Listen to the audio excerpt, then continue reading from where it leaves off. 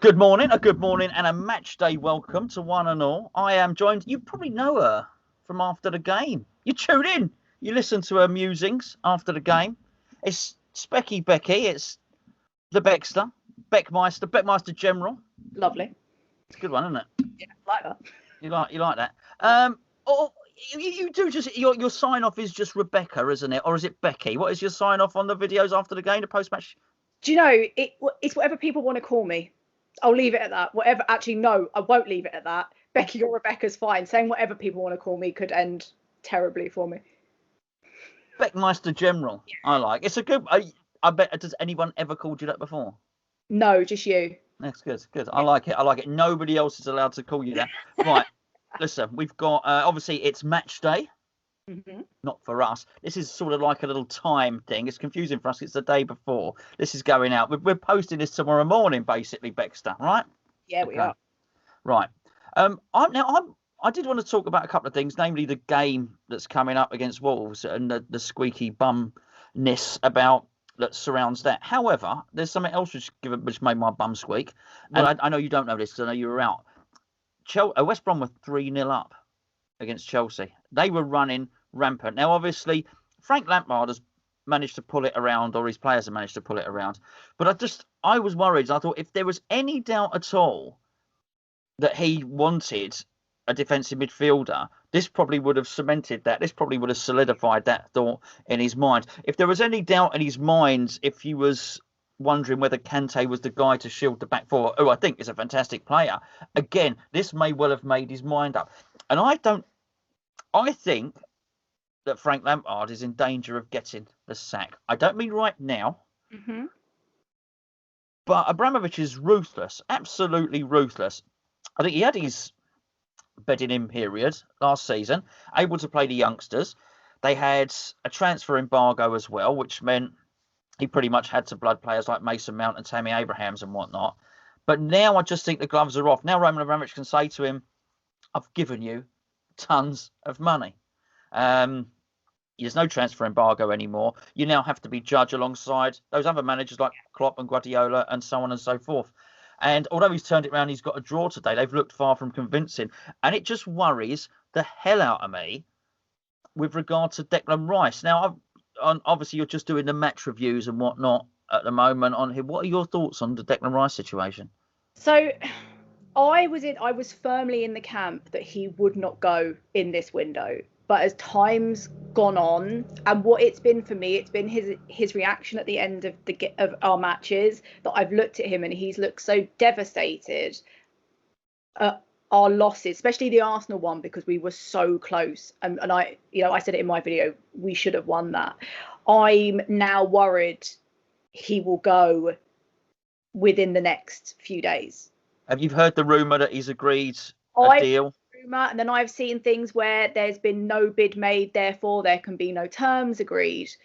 But I have this awful feeling that boy's going to go and we're going to lose him now, which would be absolutely devastating for us if we lost him in this window.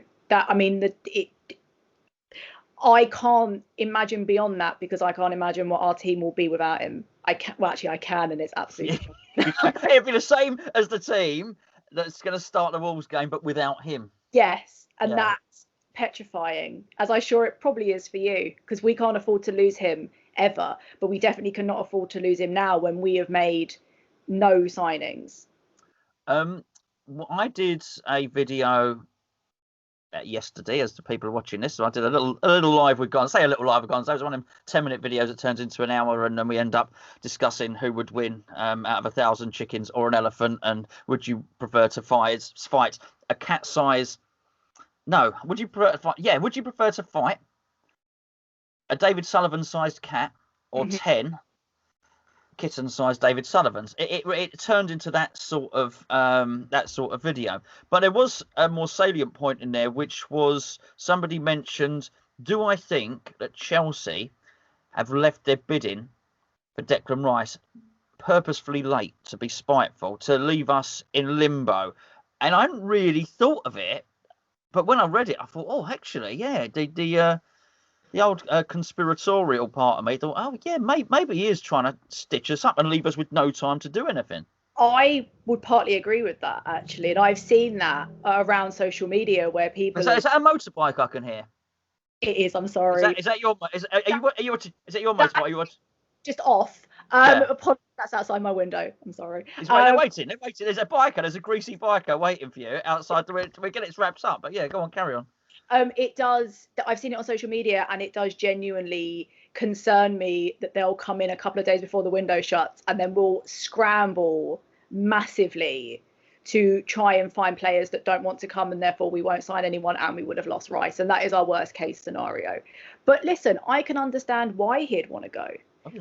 I wouldn't begrudge Rice for going now.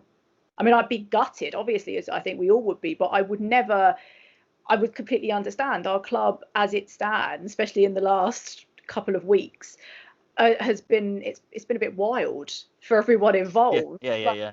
I can understand why he would look inwards and go, there's better out there, and there is. And I hate to say it's my club, but I can understand why he'd want to go, and I'd never begrudge him further in his career, but he shouldn't. And if we can keep him just until the January window, because that was my original thinking, that's when he's going to go. He'll go in the new year. Really? Okay. Yeah, that's where I stood. He won't go now, but we'll lose him soon. Would you agree that his form hasn't been as good? I mean, I was waiting for one more game, and I was just waiting to use my pun and my clickbait to say that Rice has gone off the boil. So I'm just waiting. I'm hoping not. I don't have to. Hoping Rice is on fire, or it's not the same. But I take it you would agree that he is. Is something not quite right? Yeah. Something not quite right, and I don't think that's necessarily because he's had his head turned, but I think because he's definitely. There's other stuff going on behind the scenes. And do you think it's this? You think it's not the head turning? You think it's West Ham's fault because our club's in disarray? Yeah, I don't think it's necessarily head turning, because let's be honest, I was going to say all of our players, but then I remember Cresswell. No one's going to want to try and turn his head. So he's turning his head, but there's no one looking at him. There's no one there. There's no one there. Poor fella. He's not in the correct position. That's right. Yes. But no, I don't think it's his head. I don't think it's having his head turned, because let's be honest, the rumours around him and Chelsea, because of where he came from, and of course Mason Mount, have been swirling for like a couple of seasons now. So I don't necessarily think it's head turning. I think it's a case of there could be something in the future, and our club at the moment is a complete mess. So I think obviously all the stuff that happened is going to be a distraction. All of the things that occur behind the scenes are always going to be a distraction for the players, no matter how hard they try. Yeah, it's tough. It's tough. I mean, I also believe something's going to happen. I really do. I'm trying to sift through whether I actually analytically think something's going to happen, or it's just the eternal West Ham pessimist in me that just expects the worst. And I'm so used to losing players that you automatically gravitate towards the worst case scenario. But we have seen so much of it. We were told by Gold and Sullivan that we wouldn't sell our best players, and as far as I was aware at that point, Payet was our best player and we sold him, and then Arnautovic was our best player and we sold him. And at the moment, I think you can make a good argument for Declan Rice being our best player, certainly our most saleable asset. And I know people have offered up mitigation. Oh yeah, but Payet, this was the reason, and Arnautovic, this was the reason. Yeah, but by and large, I don't think you're going to get away with selling Declan Rice and that not come back to haunt you, because the other pledge that was made is we're going to produce players from the academy, we're going to keep those as well. So with the sale of Diangana, we all know all that pledge was a load of old rubbish anyway now, but it's almost like the final rubber stamp of it, right? Like that's my problem with it, is that it was a situation where they were like, no, we're not going to sell our best players. And then when COVID happened, we might have to sell some of our best players. We might have to get rid of a big player. Obviously, the big player, some people they were talking about, Haller, we know it's Rice. He is our best. He is West Ham's best asset currently. And after selling Ngakia, now people have strong opinions about that, but in my mind, the Ngakia Diangana thing follow a similar pattern. That's what scares me about Cullen and all those others, is when they start showcasing them, that Gold and Sullivan look and go, ooh, people like him. buy.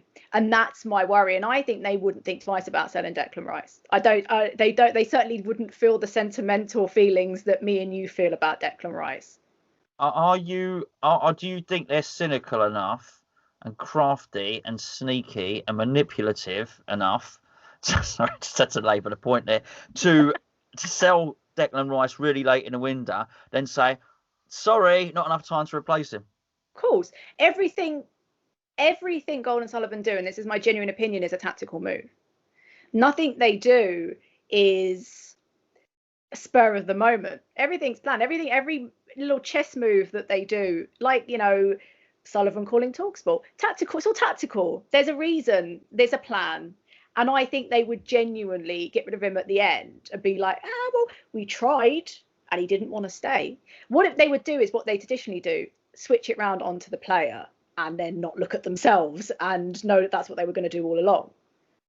The thing is, yes, it's tactical, but anyone has the capacity to be tactical. It's actually completely transparent. I mean, my 6-year-old daughter can be tactical when you tell her that she's not having any dessert until she finishes her green beans, and then she hides the green beans under the mashed potato. Now, listen, that's very tactical, but quite transparent, and you know what's going on. Do you know what I mean? And but everything they do is transparent. I just mean that in the sense of that there's no, are they crafty enough? 100%.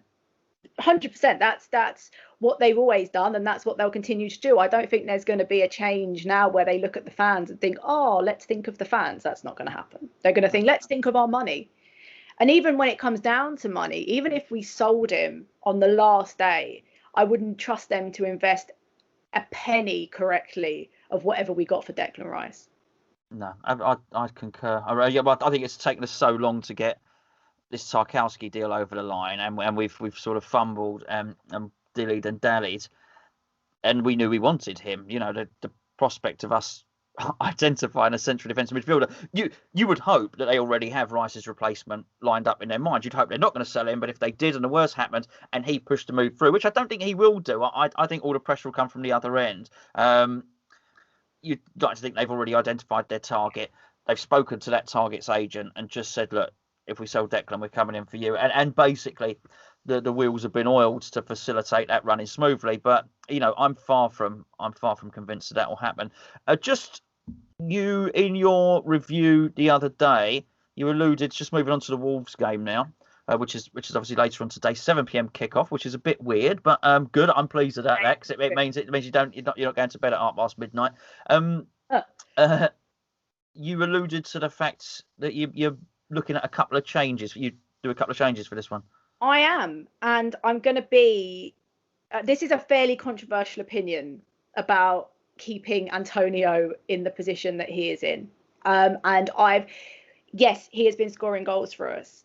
It's not a long-term situation. One, just for injury purposes, Antonio, I think, is just one kick away from us losing him completely. And that's why I'm torn between saying bench him or put him back on the wing instead of having him in striker position. I want Haller to start in this game. Like, in the cup games, we're starting Yarmolenko, Anderson, and Haller as top three. But I'm not saying start all at once. But Moyes from his and me, you blame me too. Sitting on his settee tomorrow, managing from his mobile phone. The changes needed are, one, we should start Haller, and if we don't bench Antonio, move him back, or sub at the correct time, the key point in the match where it would be the right reaction to take, rather than bringing on players that you expect to do something in 4 minutes, which is never going to happen. No, I think what I would do if some of those instructions were coming in from David Moyes' sofa, well, not David Moyes' sofa, that would be an impressive sofa. If the sofa could coach and if the sofa had a tactical plan and the ability to use a mobile phone, that would be the kind of sofa that I would, probably more expensive than my sofa. But let's say just David Moyes and not his sofa. I think if I was one of those coaches and I received a message from Moyes, like on WhatsApp, where you don't have to open the message, or a text, you could just see the first few lines. Yeah. But if you don't open it, they don't get a tick. So it doesn't officially, basically you haven't officially read it. You get the gist from the first couple of lines. I think I'd probably be doing that. I wonder if David Moyes' sofa is going to make more substitutions than David Moyes himself. Well, here's something for you. If David Moyes normally, when he's on the pitch side, right close to the action, doesn't do a substitution until the 70th minute, how long do you think it's going to take where there has to be an exchange of WhatsApp messages? I mean, to be fair, I'm really slow at typing because I'm a bit old, right? David Moyes, I reckon David Moyes might be a bit like me. I reckon he might be, dear Alan, D-E-A. Oh, no! They scored another. He's one of those that uses one finger. Yeah, the one finger. He's a one-finger texter. Yeah. He's there like me. Hold on, where's my phone glass? Where's the other glasses? Yeah. It would be Monday before he decides to put Yarmolenko on the pitch. Well, I'd just say if I was Alan, look, don't bother texting me about Yarmolenko for Bowen. All right. Well, should we just say that's an automatic? I'll just do it unless I hear otherwise from yourself or the sofa. Right, we'll just do the Yarmolenko one. And anything slightly slightly unusual, then please do let me know. If you want to bring Lanzini on, let me know, because I assume you won't. On the lineup tomorrow, would you keep it the same as Arsenal, or would you make any changes? Because my changes are only up top. At the back, I was actually quite impressed. Well, again. But you'll be a man down because Diop's got the plague. Yeah, I know, but that'll be about Marina then. Yeah, so I think there has to be a reward for the cup games. You have to send a signal to the squad to say actually playing well in the cup means something. That playing well in the cup gives a route to the first team. And I think you really have to. Now, your one would tick that box. If you played Haller there, that's done. Personally, I think the easier one, because it's not just Antonio's played well. I take what you're saying. I'll come back on you at one point. You almost indicated that can't last, the Antonio thing. Well, David Moyes doesn't agree with that. David Moyes has said 3 or 4 times now, no, he's a striker now. That's how we look at him. He's a striker. So David Moyes is treating him like a striker.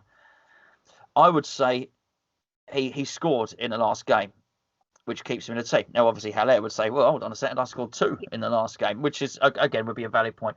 I think the least controversial is we're going to need hard workers, so I don't think you can switch Bowen there, and I do think Yarmolenko is probably better as a sub. I say that. He's been brilliant. Yarmolenko's been brilliant. The least controversial, I think, is taking Fornals out and putting Lanzini in there. Okay, yeah. Because I do think you'll get... Fornals is in there for work rate. I don't think you can take Bowen out and Fornals out, so I think you've got to take one of them. But I think you get more of a shift out of Lanzini than you get out of Yarmolenko. Don't get me wrong, I think you get more of a goal threat out of Yarmolenko than you do out of Lanzini. But I also think Lanzini probably provides more of a goal threat than Fornals. So I think if you're going to do that, and if you're going to keep Declan Rice, you're going to keep Souček there. If you're going to play the 3 at the back as well, which gives you a little bit more solidity, because you put an extra fullback, an extra central defender in there. That's what I would do. I would play Lanzini. I think it sends the right message to the team, but I would not be doing what Moyes did, unless they're winning handsomely. Maybe I would not be bringing on Haller in the 88th minute or anything like that. I think at some point you've got to go for it. It's not just a substitution. If you're down and you're losing, I'm working on the assumption that we're losing here, of course. You think, right, I'm going 4-4-2. Half time, something like that. Right, we're going 4-4-2. Then Haller comes on, you play him and Antonio up top. Which will never happen because Moyes doesn't ever play 2 up top. Just on the point, though, about, Moyes saying he's like Antonio's a striker now. That's what he is. That's the equivalent of me telling myself, Rebecca, you're a supermodel. That's what you are now. Be one. It's not true. No, it's not the same. It's David Moyes telling you you're a supermodel. I mean, from his sofa. I don't trust him. That's what I'm saying. I don't trust him because he thinks Antonio's a striker. So I don't trust anything really David Moyes comes out with, because in my mind Antonio is not. The thing is with Antonio is when he scores, it's fantastic, and quite rightly he should be celebrated. But let's be honest, he doesn't always hit that target very well. Like he's an accomplished footballer, but at times when he shoots, and I'm probably going to get completely slated for saying this, he just sometimes isn't that good. And that's why I think he's better down the wing. And I think that's where other teams fear him more, when he's bounding down the wing, less so when he's in striker position. Bounding. You make him sound like a deer or something. Bambi. I have thought of a tactical plan to deal with David Moyes, and I think Kevin Nolan needs to make a coup, like a bid for leadership. It wasn't what we did. An intervention and we out Moyes. Is that what we're thinking? Well, not we. I got to think, if I was him, I'd probably I'd probably find a way to do away with Alan Irvine. Not death or anything like that, but just, I don't know, stick him in the back of a van and send him to, I don't know, send him to Penzance or something. And then what I'd do is I'd pay like a BT Open Reach engineer to go and snip Moyes' broadband so he couldn't watch the game. And then I'd say, well, Gaffer, we got no message. Alan no one knows where Alan is. So me and Piercy had to take the thing on our own. We played 4-4-2. We beat Wolves 3-0. Yeah, sorry, mate. I don't know. Yeah, why didn't you call us? Internet's out. It's fine. He couldn't watch it. To be fair, he's probably not even got BT Sport. Moyes probably doesn't pay for it. I'm going to go out on the list. He's going to stream it illegally. Moyes is going to stream the game illegally, quite frankly, I think. Not that much. He's not that much of a rebel. The man won't change up any lineups. I doubt he's going to be illegally streaming the match. Just my opinion. No, but from what I can hear about his sofa, it's probably so comfy. He may well doze. I think that would be brilliant. Everyone watching this has dozed off on the sofa. Wouldn't it be absolutely brilliant if David Moyes fell asleep at our 6 on Sunday evening? Listen, and his wife's like, is he going to be streamed? Have we got David Moyes? No, it is on BT. But I mean, at the stadium, have we got Moyes visible on a giant screen? Or Moyes Cam. Moist Cam. Moist Cam. Actually, Moist Cam is something different. That's a different website, isn't it? Yeah. But David Moyes might use while the football's on. I don't know. No. He's probably integrated into his sofa, to be fair. Yeah. Okay. I don't know. That would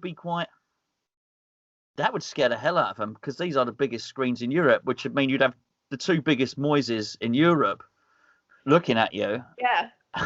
Disapprovingly. It'll just pan to the camera and you'll just have Anderson and Hilaire longingly staring up at the giant screen, willing WhatsApp. Come on, just wake up, Moyes. Wake up. Someone wake him up.